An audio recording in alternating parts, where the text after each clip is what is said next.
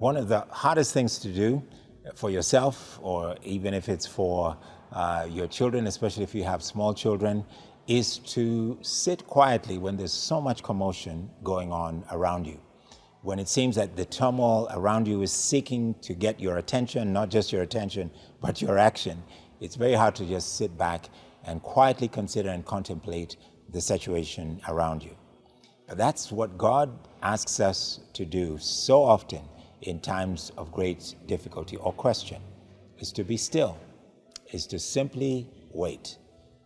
So please join me for a few minutes as we come together here on CCO at CITAM Church Online. My name is Rev Kwame Rubadiri.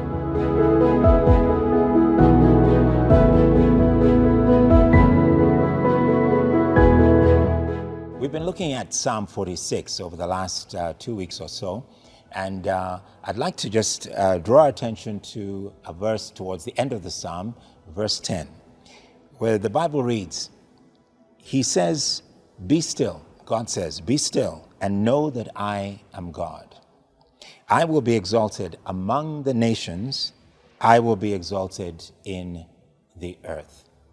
Now, right at the beginning of the Psalm, God speaks very emphatically that He is an ever-present help in times of trouble or difficulty, that He is our refuge and our strength. He makes a categorical statement that does not even deal with all of the issues of whether mountains are falling into the sea and the seas are in uproar. He doesn't deal with any of the issues of wars and problems and conflicts going on in the earth. He simply makes a statement and says, I am God, and I am strength, and I am an ever-present help in a time of difficulty or trouble.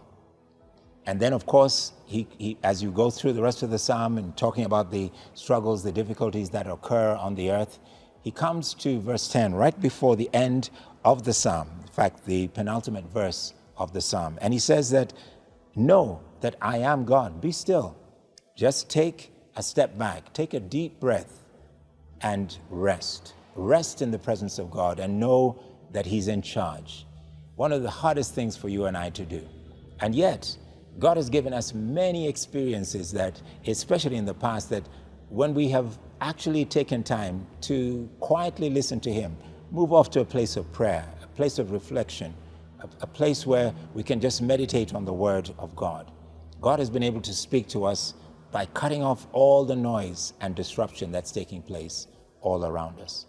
We know that He's God because He keeps us calm, and even though we may be watching on a screen or watching with our own eyes, turmoil and difficulty going on around us, because He speaks peace to our hearts, because He speaks rest to our circumstances, we can approach those circumstances, however difficult they might be, with a complete assurance and a complete experience of the peace of God in our lives.